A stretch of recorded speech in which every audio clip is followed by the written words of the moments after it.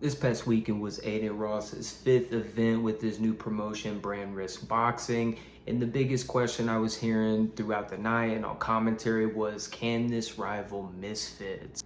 What's good, everybody? Hope you all are well. Please consider subscribing. Consider giving me a thumbs up so other people see this video.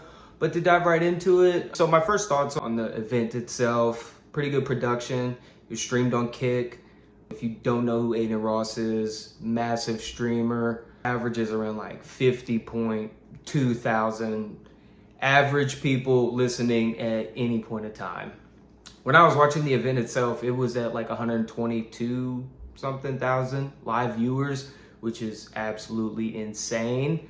I don't know what it peaked at, but yeah, it's a good event. The commentary was probably better than the fights themselves. Andrew Tate on commentary talking boxing was gold. Not a huge Andrew Tate fan outside of his boxing knowledge, but that was pure. And then Teofimo Lopez on commentary as well with DJ Academics. And yeah, it was a cool little lineup. The fights, not so much. The one I was looking forward to was USA Saiyan versus Gabe Silva, Anderson Silva's son. I would have preferred this fight been on Misfits, considering Gabe Silva lost to Anthony Taylor in his last bout. He pretty much dominated from start to finish. It was pretty bad. But not Anthony Taylor, USA Saiyan is self-trained, so credit to him. And I mean, like, you could tell that these guys hadn't even been training, like, at all. Maybe for a week, like, for the top tier one.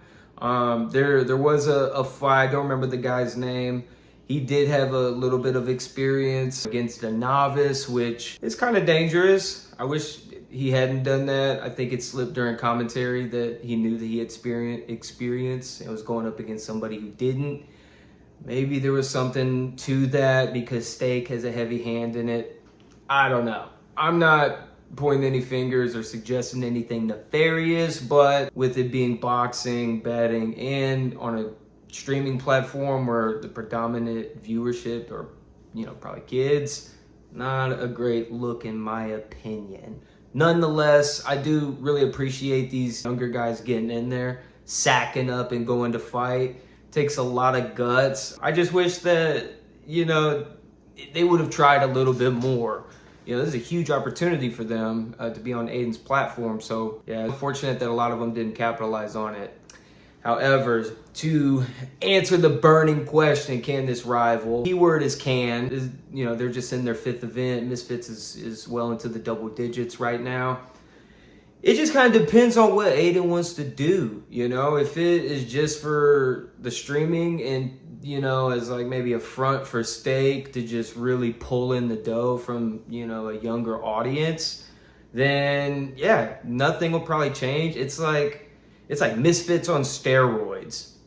I didn't quite understand like the interviewers, like they're dressed like this. This reminded me of the Benchwarmers movie when they had their commentary booth and it was just like kids looking like, MLB commentators, if you will. I can't even think of any famous ones. I don't watch baseball. But nonetheless, if it wants to stay this way on Kick with just, the streamers, I think he could get it pretty big if he was able to get some big rappers on or big musicians. He's mentioned that he wants to do that. But really, rappers probably aren't going to, man. The only one that's sacked up and that I know of is DDG.